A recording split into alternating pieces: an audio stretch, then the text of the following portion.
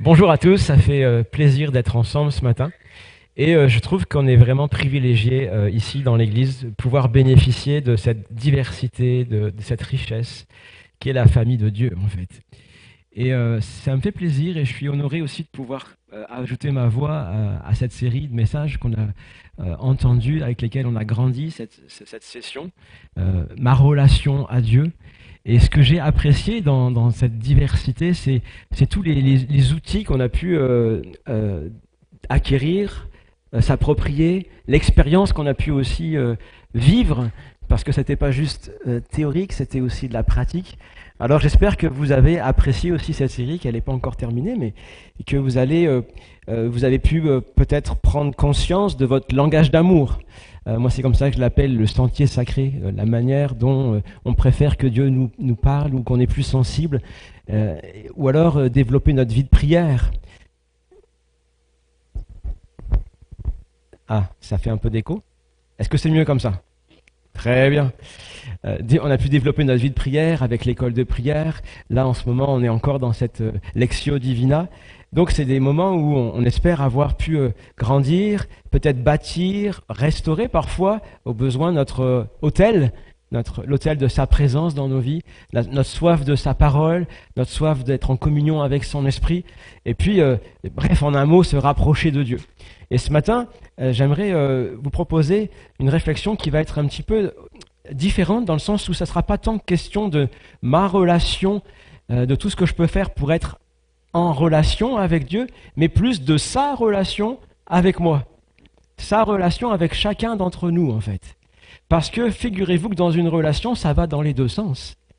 Et il y a ce que nous faisons pour nous rapprocher de Dieu, mais il y a ce que Dieu lui fait aussi pour se rapprocher de nous. Parce que Dieu n'attend pas forcément que nous venions vers lui pour prendre l'initiative de venir à notre rencontre. Et c'est cet angle-là que j'aimerais pouvoir, sur lequel j'aimerais pouvoir m'attarder, parce que je crois que c'est quelque chose qui peut vraiment nous bénir. Et puis même si c'est finalement Dieu qui prend l'initiative, bien on a aussi notre part à faire dans cette dynamique-là, et c'est ce sur quoi j'aimerais qu'on puisse méditer ensemble. Alors, c'est vrai que pour le début de cette série, quand Philippe est venu me voir pour me dire David, est-ce que tu voudrais contribuer? Et puis j'ai pensé, je te suggère cette idée-là, l'idée d'un Dieu surprenant. Alors j'ai réécouté le vocal que tu m'avais envoyé, Philippe, et puis c'était la proposition, un Dieu surprenant qui n'est pas toujours là où on l'attend, mais qui est toujours là quand même. Et puis tout de suite, quand il m'a proposé, j'ai écouté ça, ça a fait tilt, puis j'ai dit oui. Oui, parce qu'en fait, je voyais déjà dans mon expérience de vie des moments qui me faisaient penser à ça. Puis, en fait, je vais parler un petit peu de ce que tu as proposé, Philippe, mais ça va être plus, en fait, euh, dans le sens des moments où, en fait, j'ai été témoin de situations où Dieu m'a surpris, en fait, parce que il m'a donné de prendre conscience, en fait, qu'il était là où je l'attendais pas. Donc, c'est pas tant les moments où il a été absent, mais plutôt les moments où il a été présent à des situations de ma vie où je ne m'attendais pas à ce qu'il soit là. Pourtant, on sait que Dieu est toujours présent partout, hein. Mais voilà, des fois, on se dispose à rencontrer Dieu dans certains moments, et puis il est au rendez-vous. Mais il arrive que parfois Dieu nous surprenne, et tout d'un coup, coucou, c'est moi. Ah, toi, tu es là, Seigneur. Et donc, c'est un petit peu cette idée-là que je voudrais partager, puis vous avez compris que ça va être un message aussi témoignage. Parce que, en fait, euh, comme tous les prédicateurs ont eu cette consigne, c'était un mandat finalement pour cette série, c'est qu'on ne voulait pas faire de la théologie sur la relation de Dieu, mais que ce soit une théologie basée sur l'expérience de Dieu. Et là, je veux saluer tout le travail de préparation des séries de messages, parce qu'il y a un cadre qui est donné, puis je trouve ça, c'est vraiment une des richesses, parce que ça permet vraiment de travailler sur un sillon en profondeur. Puis vous voyez, les consignes qu'on a reçues en tant que prédicateur dans cette série, c'était décrire comment j'ai découvert ou expérimenté un trait de caractère de Dieu dans un aspect de ma vie. On parle de Dieu au travers de notre relation avec lui, pas un cours de théologie, mais une théologie basée sur l'expérience de Dieu. Alors, ça va être un peu ça, au menu ce matin, la parole de Dieu, la parole inspirée, mais aussi les témoignages, qui ne sont pas forcément inspirés de Dieu, mais qui sont inspirants. En tout cas, j'espère qu'ils vont l'être. Et tout ça pourquoi? Pour nous encourager à découvrir cette facette de Dieu. Un Dieu surprenant, un Dieu inattendu, qui veut se révéler à nos vies. Alors, sans plus attendre, je vais commencer par vous raconter une première rencontre inattendue que j'ai faite. Donc on va regarder dans Genèse chapitre 28 tout à l'heure, puis je vais vous raconter certainement 3 expériences en fonction du temps, si j'ai le temps. Je vais vous raconter ma rencontre inattendue avec le dieu de la lune, avec le dieu des artistes et avec le dieu des savants. C'est 3 moments dans ma vie, à différents moments, où j'ai été surpris par la révélation de Dieu à un endroit où je ne m'y attendais pas. Et je vais commencer tout de suite en guise d'introduction, d'apéritif on va dire, à vous parler de ma rencontre avec le dieu de la lune. Ça, c'était une rencontre inattendue. Alors pour vous remettre dans le contexte ici, j'ai à ce moment-là 18 ans. Et j'ai quitté la maison familiale. Mes parents, mon frère, ma sœur sont au Mali. Puis moi, je suis rentré en France pour les études universitaires. Et dans ce cadre-là, donc je suis en France, au Finistère. Voilà, on est en 1997 pour être précis. Donc je suis quelque part par là, sur la carte. Et dans cette année-là, de mon retour en France, il va se passer plein de choses au niveau de ma vie spirituelle, dans ma relation avec Dieu. Parce que cette année-là, je vais vivre plusieurs moments spirituels marquants. Ça va être notamment, je ne vais pas m'attarder sur ça, mais c'est pour vous mettre dans le contexte. Un temps où je vais revenir à Dieu finalement, parce que je m'étais fait baptiser il y avait déjà 4 ou 5 ans en arrière. Puis je vivais avec une sorte de culpabilité, parce que j'avais l'impression qu'après mon baptême, j'avais fait plus de bêtises qu'avant. Et donc je me disais, il faudrait peut-être que je me fasse rebaptiser, parce que j'ai l'impression que ça ne marche pas mon affaire. Et c'est pour vous donner un petit peu le contexte. Et en fait, c'était un temps quitte ou double. Je quittais la maison familiale, et puis c'était à moi de prendre mes décisions pour ma vie en autonomie. Et il y avait comme ce choix avec Dieu, c'était quitte ou double. Et il y avait un texte que je vivais à ce moment-là, c'était « Seigneur, où irai-je loin de ton esprit, et où fuirai-je loin de ta face ?» Parce que finalement, si je te fuis, si je continue sur ma lancée un petit peu qui dégringole, je vais toujours te trouver sur mon chemin, ça je m'y attends, puis je ne serai pas heureux. Bref, mais en tout cas, il s'est passé plein de choses, et il y a eu ce temps de retour avec le Seigneur qui m'a révélé son amour. Ça a été aussi un temps, dans cette même année-là, où j'ai reçu mon appel pour le service de Dieu, un temps où Dieu aussi m'a rempli de son Saint-Esprit, enfin plein d'événements. Et je ne m'attarde pas sur tout ça parce que ce n'est pas de ça dont je veux parler. Le point commun de toutes ces expériences, c'est qu'elles ont eu toutes lieu dans un même endroit. Et là, vous avez une photo, et je pense que Solène reconnaîtra fort bien cette photo. Ici, vous avez une image, c'est une photographie d'une espèce de petit village. En fait, ce sont des bâtiments, c'est le home évangélique à l'Opérette, donc en Bretagne. Et tous ces bâtiments-là, c'est une structure chrétienne. Vous avez des colonies de vacances, vous avez un centre avec des personnes âgées qui sont là. À l'époque, c'était assez développé. Et vous voyez avec la flèche, ça, c'est le lieu où j'ai vécu beaucoup de choses. Le temple du home évangélique à l'Opérette. Et donc, c'est dans cet endroit-là que je vais vivre beaucoup de ces événements que je viens de citer. En fait, pourquoi je vous dis ça ? Parce que pour moi, ce temple représentait le lieu des rencontres attendues. C'est-à-dire que quand vous vivez des choses fortes avec Dieu au même endroit, quand vous y retournez, vous vous attendez à ce qu'il se passe de quoi ? Parce que pour vous, c'est un lieu de rencontre attendu. C'est comme un hôtel où vous savez que c'est là que vous avez un temps de face à face avec Dieu. Et puis, c'était devenu comme fréquent que j'anticipais avec hâte les temps où j'allais y retourner. Puis c'était quand ? C'était les moments où on avait des camps de jeunesse, des rassemblements de jeunesse, on était là-bas, c'était des camps l'été, c'était les camps de Pâques, c'était les camps de Noël, et il y avait toujours des moments forts. Et c'était donc ce lieu de rencontre attendu. Et je suis certain que chacun de nous, on a des lieux de rencontre attendus. Ça peut être des lieux de rencontre physiques, comme symboliques. On a parlé des sentiers sacrés, c'est un petit peu ces lieux de rencontre où on s'attend à ce qu'on va rencontrer le Seigneur, parce qu'on sait qu'on est sensible à sa voix, à cet endroit-là, et donc on se prédispose à l'écouter et à l'entendre. Et qu'est-ce qui se passe quand on se prédispose à l'écouter et à l'entendre ? Eh bien, on l'entend et on l'écoute. Parce que finalement, c'est normal.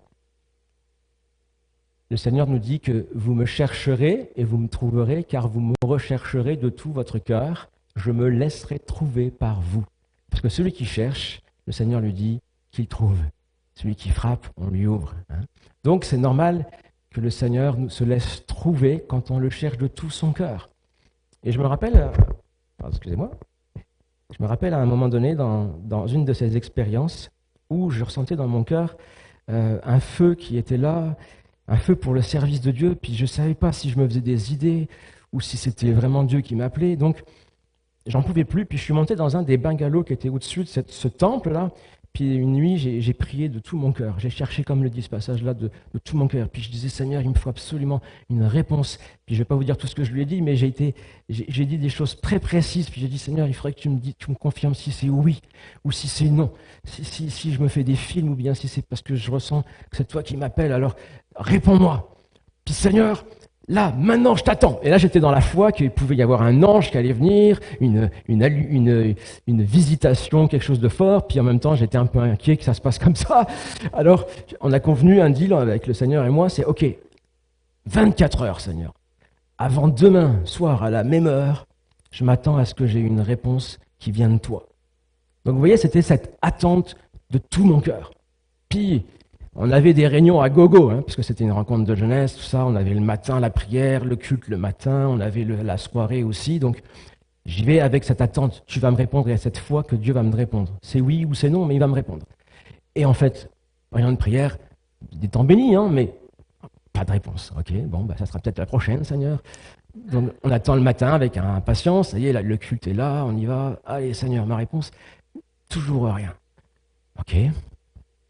La journée se passe, j'arrive le soir, et puis je me dis, bon, forcément, ça va être maintenant, parce que c'est le lieu de rencontre attendu. Et là, on arrive à l'heure. Et puis, j'étais vraiment confiant que le Seigneur allait le faire. Et vous savez ce qui s'est passé? Eh bien, il y a eu un temps de louange, puis je participe au temps de louange, et puis, à un moment donné, dans le temps de louange, je ressens physiquement le Saint-Esprit qui vient sur moi, qui me saisit, et je sais, à ce moment-là, que c'est le moment où le Seigneur me répond. Et puis, il y a eu une parole prophétique qui a été donnée à ce moment-là dans l'assemblée, qui a repris mot pour mot les choses que j'avais dites dans le bungalow, 24 heures avant. Et puis le Seigneur a dit, et tu voulais une réponse? Et la réponse est oui.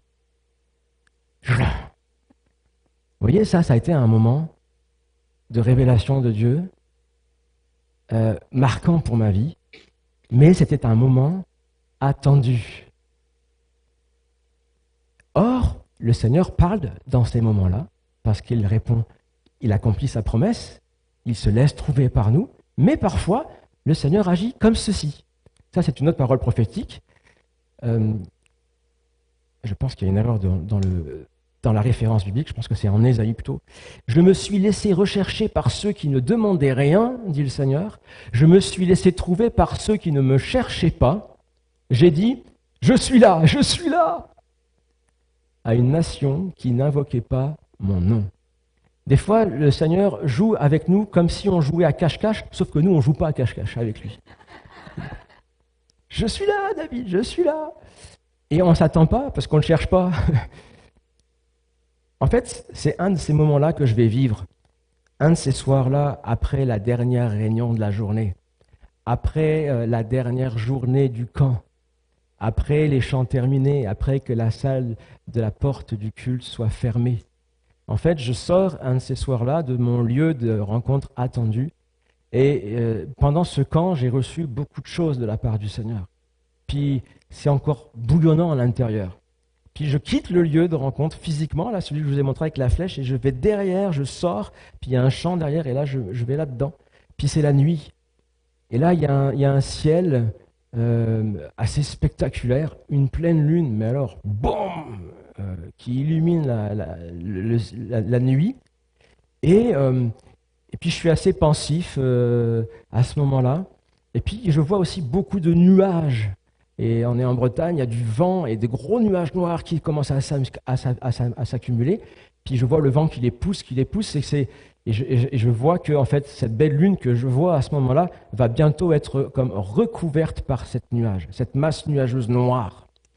Et je me dis, et à ce moment-là, il y a une pensée qui vient sur mon cœur, elle n'était pas inspirée de Dieu, mais il y a une pensée qui vient, puis c'est comme un vent de doute, un vent de confusion, un vent d'incrédulité qui est là, de crainte, puis comme si c'était une vision prophétique de ma vie, en disant, tu vois, Seigneur, en ce moment, là, je te vois, je sens ta présence dans ma vie, tu es comme cette lune, là, c'est illuminant dans ma vie, je peux pas nier que tu es présent, que tu as agi, mais c'est comme si, voilà, la semaine prochaine, dans un mois, dans un an, où est-ce que je vais être?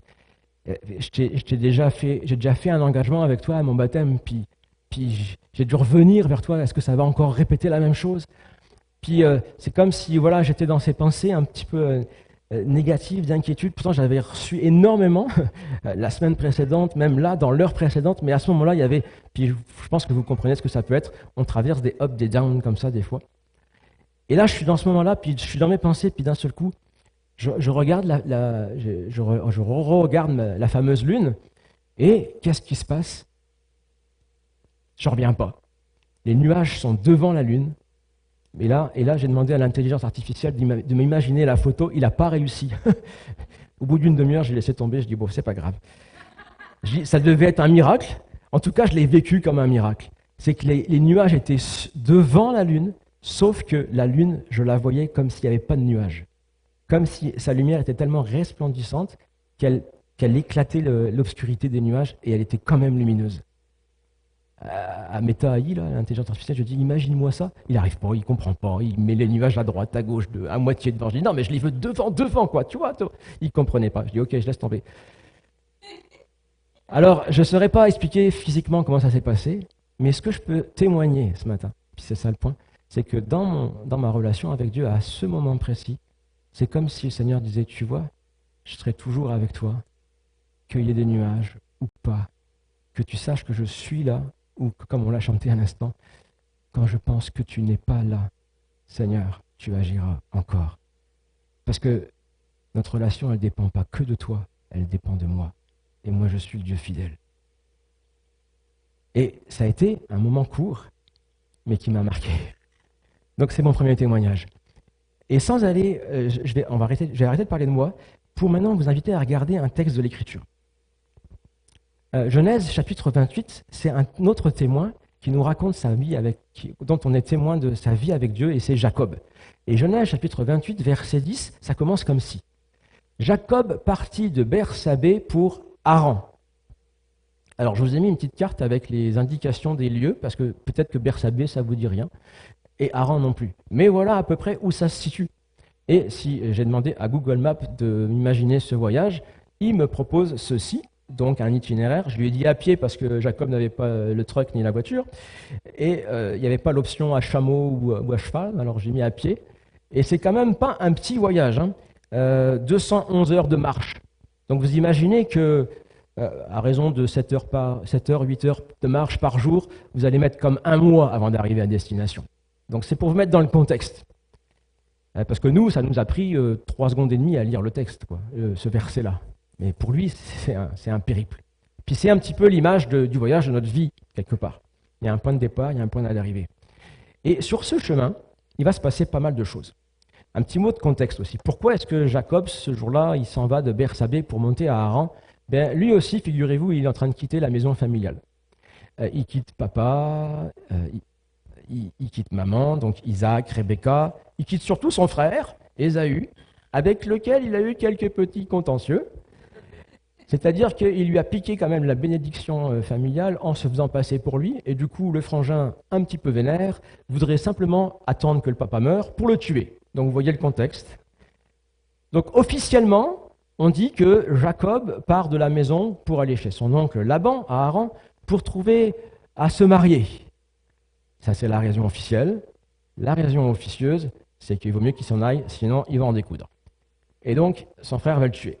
Donc voilà un peu le contexte. Et puis, donc, vous imaginez un petit peu ce qui peut agiter les pensées de Jacob alors qu'il est en train de quitter sa maison pour aller là-bas, vers l'inconnu, sans savoir ce qui va se passer, sachant qu'il y en a un qui l'attend éventuellement à son retour s'il revenait.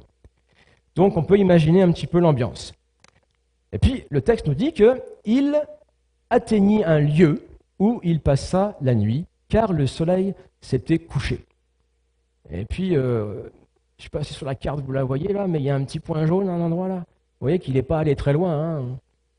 Il est là, mais il a déjà un peu avancé. Et il atteint un lieu, nous dit le texte. Puis vous voyez, c'est juste un lieu.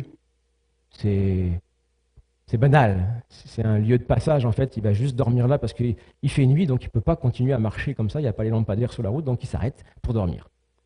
Et il va se lever le matin, puis reprendre sa route. Donc c'est un lieu insignifiant, c'est un lieu sans importance. Puis ça a l'air d'être un lieu pas très confortable, parce que le texte nous dit qu'il ne va pas dormir dans un hôtel, etc. Non, il prend l'une des pierres du lieu, il la place sous sa tête et se couche en ce lieu. Il fit alors un rêve. C'est sûr que quand on dort sur un pareil oreiller, on peut s'attendre à avoir un sommeil un peu agité. Sauf que cette nuit-là, le rêve de Jacob n'est pas un rêve comme les autres. Ce n'est pas juste parce qu'il a une nuit agitée. Voilà de quoi il rêve. Un escalier était dressé sur la terre et son sommet touchait au ciel. Les messagers de Dieu y montaient et y descendaient. Le Seigneur se tenait au-dessus de lui et dit « Je suis le Seigneur, le Dieu d'Abraham, ton père, et le Dieu d'Isaac. La terre sur laquelle tu es couché, je te la donnerai à toi et à ta descendance. Ta descendance sera aussi nombreuse que les grains de poussière de la terre. Tu t'étendras à l'ouest et à l'est, au nord et au sud. Tous les clans de la terre se béniront par toi et par ta descendance. Je suis avec toi. Je te garderai partout où tu iras et je te ramènerai vers cette terre, car je ne t'abandonnerai pas jusqu'à ce que j'ai fait ce que je t'ai dit. » Waouh! Ça, c'est du rêve. Jacob s'éveilla de son sommeil et il dit « Vraiment ? Le Seigneur est en ce lieu, et moi je ne le savais pas. » Il eut peur et il dit que ce lieu est redoutable. Ce n'est rien de moins que la maison de Dieu, c'est la porte du ciel. Vous imaginez la stupéfaction de Jacob alors qu'il se réveille en pleine nuit. Et là, qu'est-ce qui se passe? Jacob est en train de prendre conscience que ce lieu insignifiant sur lequel il dormait, en fait, est un lieu sacré parce que c'est devenu le lieu de la révélation de la présence de Dieu pour sa vie. Puis c'est devenu un lieu de révélation d'un Dieu très personnel qui s'adresse à sa vie, à lui en particulier. Ce n'est pas juste la révélation de Dieu. Et Jacob se réveille. Il réalise subitement que Dieu est là. Dieu est là. C'est une prise de conscience qui va changer toute sa perspective. Et j'en ai la gorge complètement sèche.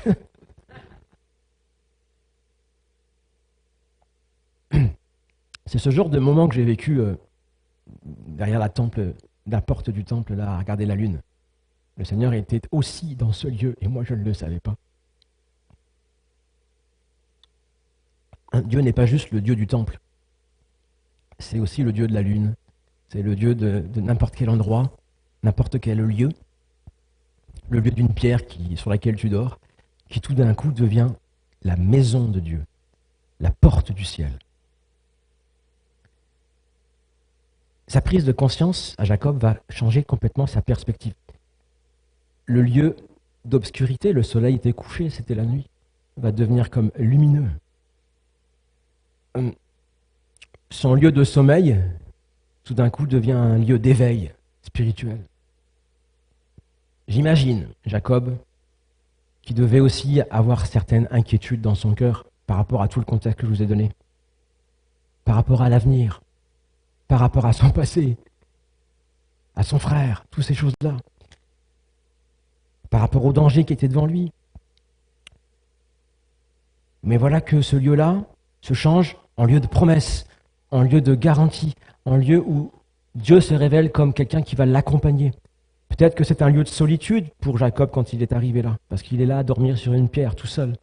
Mais tout d'un coup, c'est un lieu où il est en communion avec le ciel et les anges et les messagers de Dieu qui sont là. Il n'est pas seul. Il y a comme on l'a lu ce matin dans l'Apocalypse, toute la vision céleste qui est là et qui est avec lui dans ce lieu-là. Waouh, ça fait une différence quand tu réalises que Dieu est présent quelque part avec toi. Ça change complètement la perspective. Alors, je vais laisser Jacob un instant ici, dans cette stupéfaction, pour vous raconter une autre expérience que j'ai vécue et qui va faire écho un petit peu au contexte de Jacob ici. Dieu est là. C'est ma rencontre inattendue avec le Dieu des artistes. Alors je l'ai appelé comme ça, le Dieu des artistes. En fait, ici, dans le contexte, pour vous situer un petit peu ce moment-là de ma vie, on est 15 ans après là, de ce que je vous ai partagé tantôt. 2013, dans cette année-là. Et ça va se passer en Dordogne. C'est pendant l'été, de mémoire. Et puis, on est en vacances. Ça fait, depuis que je fais un petit cursus quand même, pourquoi je suis rendu là, c'est que depuis le temps, maintenant, je me suis marié à Solène, qui habitait pas loin de la photo que vous avez vue plus bas, là, près du temple. On a eu 3 enfants, ça fait 6 7 ans que je suis pasteur dans la région de Bordeaux. Et là, on est en vacances, on profite de sortir en amoureux pour visiter Sarlat, une petite ville de Dordogne. Et on veut aller là-bas pour se balader, faire un petit resto, et puis aussi découvrir le marché nocturne, parce qu'il y a des animations de rue pendant l'été. Et ça, c'est une ambiance qu'on apprécie vraiment beaucoup. Et puis en venant au Québec, j'ai retrouvé un petit peu cette ambiance-là à Québec. Vous savez, quand il y a le festival de la Nouvelle-France, je ne sais pas si vous avez déjà vu ça, mais ce genre d'ambiance-là, vous avez dans la rue des animations, des jongleurs, des chanteurs, des clowns, des trucs comme ça. Puis on aime beaucoup ce genre d'endroit. Donc on dit on va aller visiter. Puis on va là-bas, on prend du temps pour trouver un bon resto. Enfin, je passe. Je fais l'histoire courte quand même. Mais il faut que je vous dise autre chose. C'est que ce contexte-là de vacances était un contexte où je passais une période plutôt difficile. Et puis je pense que je vous en ai donné un petit mot quand j'avais partagé mon témoignage de burn-out. Parce que ça se préparait. J'étais dans le dur, là. Et il fallait que je gère cette situation. Et j'étais particulièrement épuisé à bien des niveaux, physiquement, émotionnellement, spirituellement, à tel point que même en étant en vacances ou en repos, ben, j'étais quand même déjà en train d'angoisser à la reprise, en me disant comment est-ce que je vais pouvoir traverser juste l'année qui vient. C'était comme si j'allais vers une mort attendue, un dessèchement attendu. Là, c'était une rencontre que je voulais pas, quoi. Et puis, c'était aussi, on parlait du coup de toutes ces choses-là, et puis avec Solène, et puis pour en venir finalement à ce que j'essaye d'exprimer. Vous savez, un gars qui essaye d'exprimer ce qu'il vit, ses émotions. Je sais pas si ça vous parle, mais bon. Heureusement qu'on est bien accompagné. Puis c'est pas évident. C'est pas évident de trouver des mots. Mais finalement, j'en viens à parler de ma relation avec Dieu. Puis là, c'est encore plus difficile à trouver les mots. Mais je ne comprenais pas, en gros, pour vous faire bref l'histoire, c'est que j'avais du mal à saisir comment est-ce que Dieu pouvait m'utiliser en étant à son service pour bénir autour de moi les gens. Puis il y avait des témoignages manifestes que Dieu m'utilisait, puis que j'étais une source de bénédiction pour plusieurs. Mais au-dedans de moi, je me sentais comme sec, vidé, épuisé, seul. Ça, ce mot-là, peut-être que je l'ai dit à un moment donné, mais ça a pris du temps. Et bref, on partage de ça. J'ai du mal à trouver le mot. Puis on marche dans la rue, on est sorti du resto, qui était très bon en passant. Puis on marche, on continue à discuter, puis on déambule sans porter forcément attention à ce qui se passe vraiment autour de nous. Puis je suis dans mes pensées. Puis à côté, il y a comme un duo de musiciens qui est là, un guitariste et puis qui chante, et puis une violoniste qui est avec lui. Puis c'est comme un duo, ils sont en animation. Puis d'un seul coup, alors qu'on parle, je ne me rappelle plus exactement ce qu'on disait ou ce qu'on vivait à ce moment-là, mais je me rappelle de ce moment où il y a un mot dans la chanson qui capte mon attention. Il est en train de parler de religion. Alors tout de suite, capteur. Et en gros, en fait, c'était la fin de la chanson, donc j'ai pas trop pu écouter ce qu'il voulait dire, mais j'ai juste entendu la dernière phrase de la chanson, en gros, qui disait quelque chose comme votre bondieuserie de religion, j'en veux pas.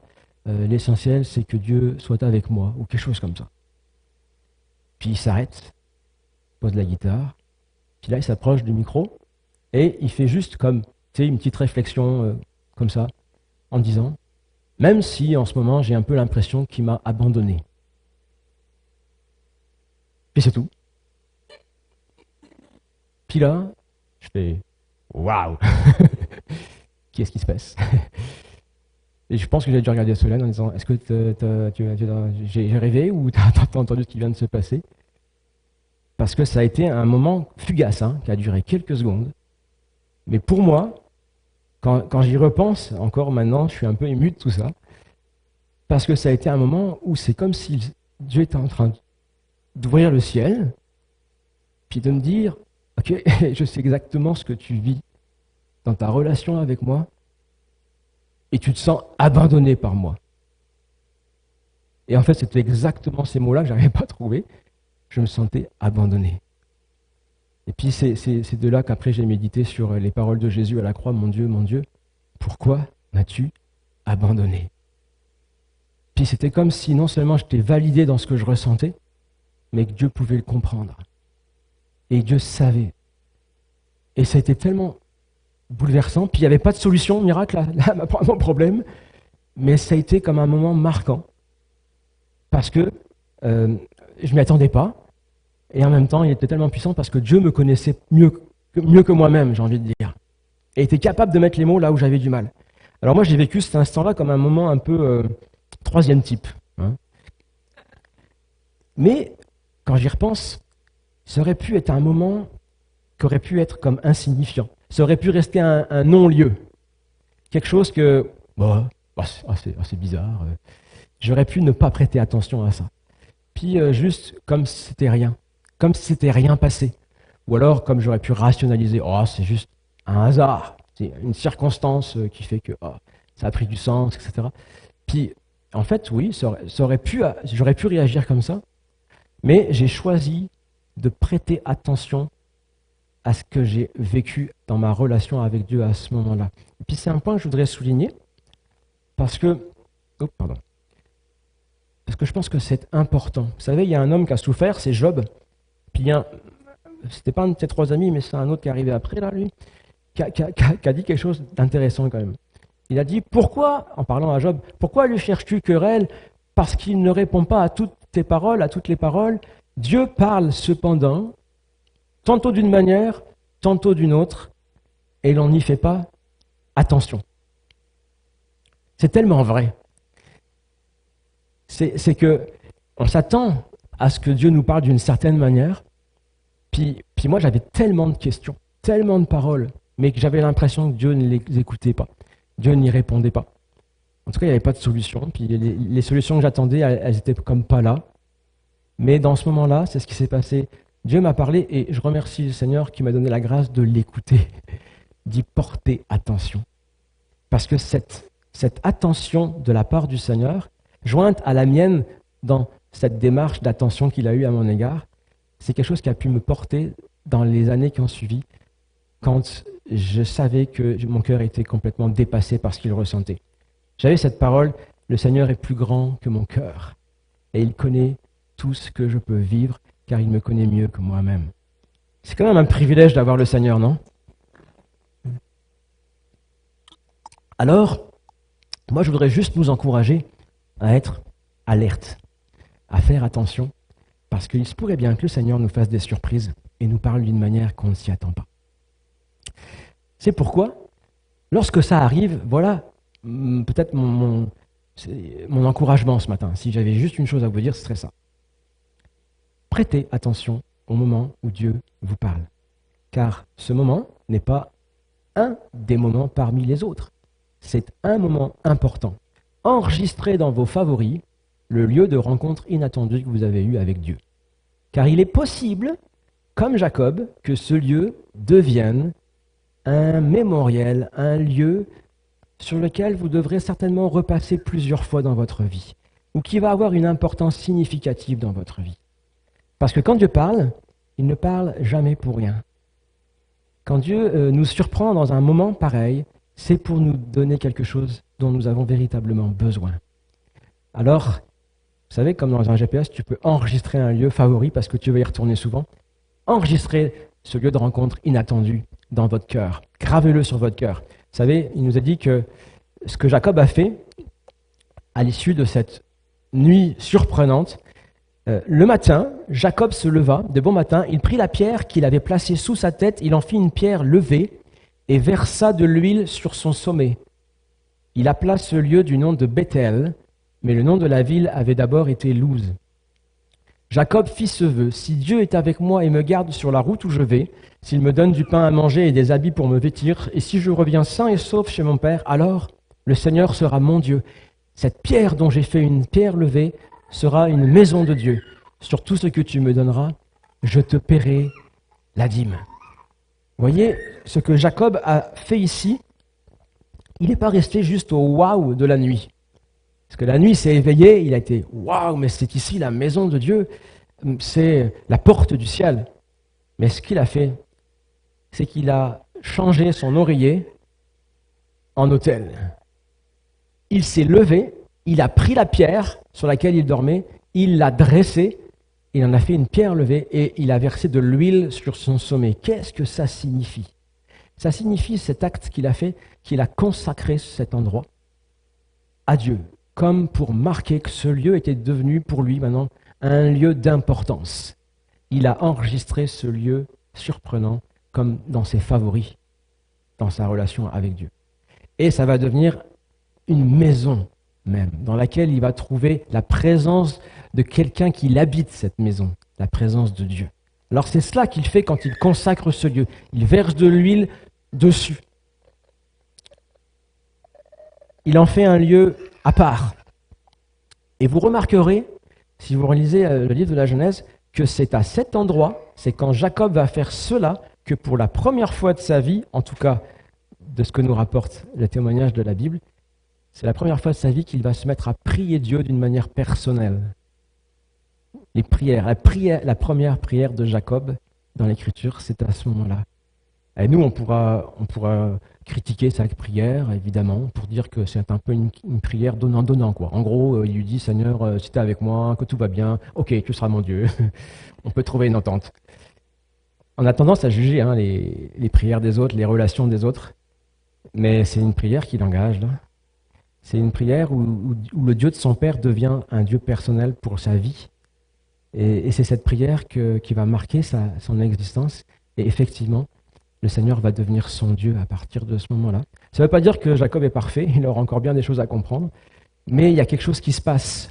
Le point est que Jacob va faire de ce lieu, qui était anodin, il va prendre attention à ce que Dieu va se manifester dans ce moment-là, et ça va devenir un lieu maintenant important pour lui, et ça va devenir un lieu d'alliance. Je vais passer, et je voudrais juste nous encourager à donner peut-être des moyens. Vous savez, Marie, il nous a dit dans l'Écriture qu'elle conservait le souvenir de toutes ces paroles, les paroles des bergers, sur Jésus, et elle y repensait souvent. En pratique, comment est-ce que dans nos vies, comment on fait pour garder ce souvenir? Garder le souvenir de tout ce que le Seigneur nous donne comme parole, de toutes les expériences. Comment vous faites pour y repenser souvent? Il y a toutes sortes de stratégies. Moi, la mienne, c'est de noter les moments marquants par écrit. D'autres, ça va être de les imaginer, de les revivre, de les raconter aussi. C'est un moyen de garder le souvenir, de les transmettre, d'en témoigner. C'est un moyen aussi de rendre vivant ce souvenir. En tout cas, une chose est importante, une chose est sûre, c'est que c'est en les renouvelant, en y repensant souvent, on va faire durer l'existence de ce moment avec le Seigneur. J'ai perdu le fil du temps, je ne sais pas où on en est rendu. Est-ce qu'on a le temps pour un troisième? Ok. Alors je vous ai pas mis trois, je vais raconter celui-ci aussi. Ma rencontre inattendue avec le Dieu des savants. Ah, merci. Alors, ici on est dans un contexte plus récent, puisque c'était l'année dernière, 2023. Et là, donc je suis dans la fin de mes études de maîtrise en théologie à ce moment-là. Donc on est vraiment dans un autre contexte. Donc je suis en mode écriture de mon mémoire. Et puis il faut lire, faire des synthèses, etc. Donc autant vous dire que quand je suis en mode de lecture comme ça, c'est des articles universitaires, etc. C'est excitant. Hein, c'est des moments tellement bénis avec le Seigneur. Vous imaginez? Non, en fait, non, je suis vraiment pas en mode dévotion personnelle, etc. Mais, hey. Oui, c'est ça, c'est à peu près ça. Donc, je suis en mode, comprendre les enjeux herméneutiques sur l'interprétation de l'humour, de la parodie, de la satire, de l'ironie dans le livre de Jonas. Vous avez entendu parler de Jonas à un moment donné. Voilà, c'est un peu le fruit de tout ce travail-là, mais de fil en aiguille, je tombe sur un article que je lis. C'est ça. Divine Incongruity, Comedy and Tragedy in a Post-Holocaust World. C'est très réjouissant comme titre. C'est en gros de la comédie ou de la tragédie dans un monde post-Holocauste. Bon, super. Donc je lis ça parce que voilà, ça parle de l'humour hébraïque et puis de la manière comment on peut penser notre relation à Dieu après un post-Shoah. Comment tu fais pour survivre à des tragédies dans ta vie avec Dieu, puis que tu gardes le sourire, quoi, hein, tu gardes la confiance, la foi. Puis je lis cet article donc dans ce mode un petit peu analytique, etc. Puis là, je sais pas ce qui se passe, je suis assis sur ma chaise, je lis, je dis ah ouais, hein. Puis d'un seul coup, je sens qu'il se passe quelque chose un peu plus bas, quoi, ici, là, par là. Et en fait, ce qui se passe, c'est que, et là, je me dis, mais qu'est-ce qui m'arrive? Je suis en train de lire un article scientifique et je suis en train de pleurer. Ça me remue. Et je ne peux pas vous expliquer la synthèse de l'article, là, mais l'invitation, c'était en gros, ok, dans ta relation. Moi, comment je l'ai reçu, c'est comment le Seigneur imaginait, vous savez, le lieu très saint, le lieu saint, le parvis dans le temple. Puis en gros, hein, je résume, mais c'était l'idée de, ok, laisse pas ton rire juste dans le parvis ou dans le lieu saint, mais fais-le entrer jusque dans le lieu très saint. C'est pour ça que je vous ai partagé un message dernier que mon rire avait changé avec le Seigneur, qu'il avait guéri ma manière de sourire, de rire avec lui.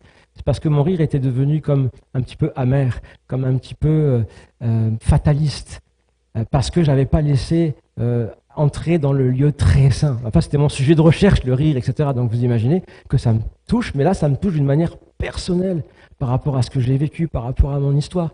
Et en fait, ça a été un moment de visitation de l'Esprit Saint, parce que Dieu était en train de me toucher quelque chose du doigt dans ma vie, qui avait besoin d'être guéri encore, parce qu'il y a eu des guérisons successives, mais là c'était un nouveau domaine et qui touchait le lieu très saint de ma relation avec Dieu. Et en gros, c'était quoi l'invitation à ce moment-là?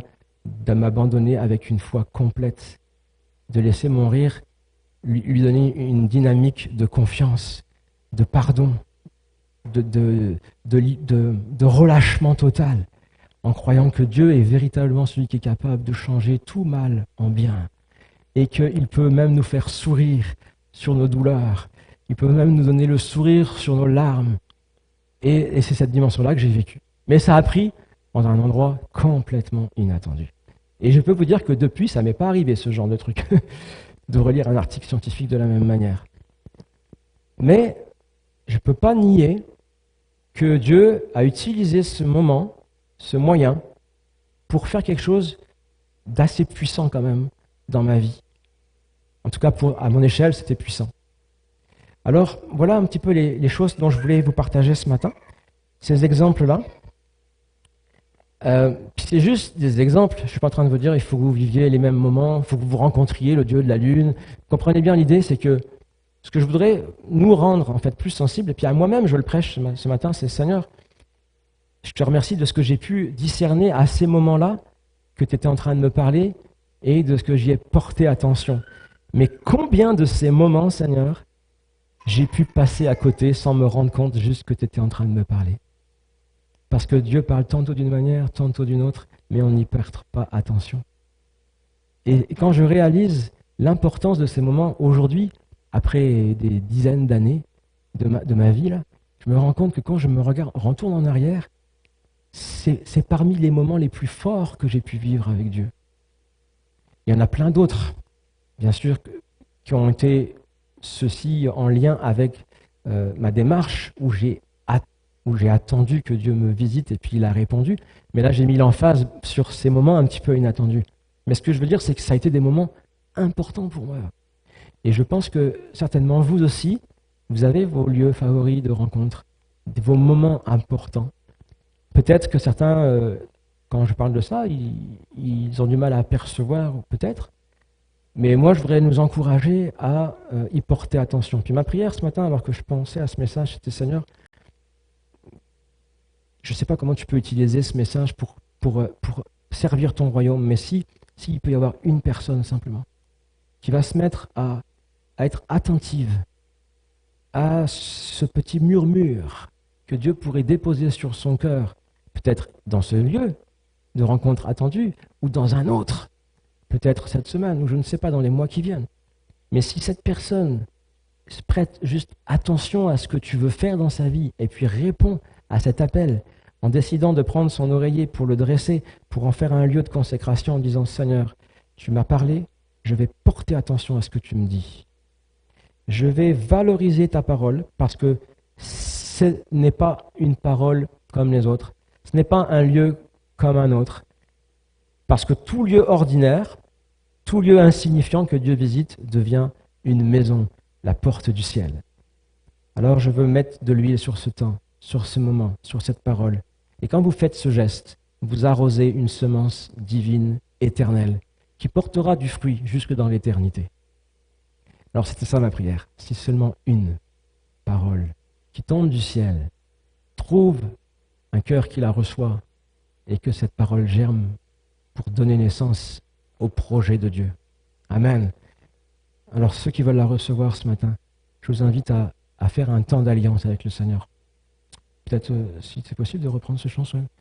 Peut-être de dire, Seigneur, je veux prêter l'oreille. Vous savez, il y a une prière, il y a une démarche qui me touche, moi, je ne sais plus dans quel texte de l'Écriture, mais c'est l'esclave qui dit, Seigneur, perce-moi l'oreille pour que je puisse être sensible à ta voix. Il dit ça à son maître. Je veux pas ma liberté, je veux rester attaché à toi. Alors perce-moi l'oreille pour que je sois sensible à ta voix. On peut s'abandonner au Seigneur. Seigneur, donne-nous de nous laisser surprendre par toi.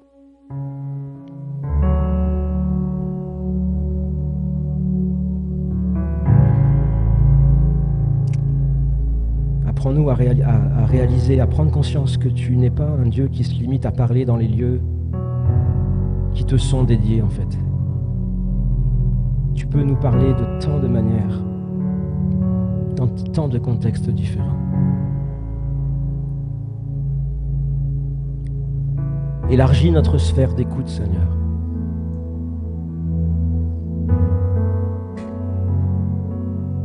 Apprends-nous à décompartimer notre relation avec toi. Merci de ce que tu es présent dans les lieux où on s'attend à ta présence. Mais apprends-nous à être sensible à ta voix là où peut-être on ne s'attend pas à ce que tu nous parles.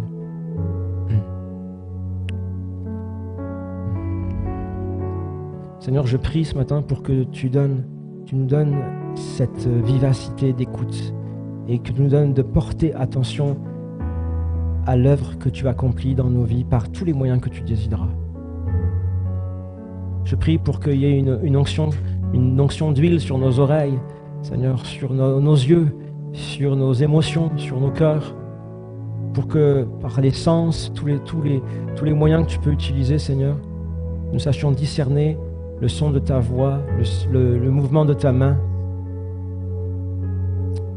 et pour pouvoir accompagner ce mouvement, valoriser, Seigneur, ton action dans nos vies.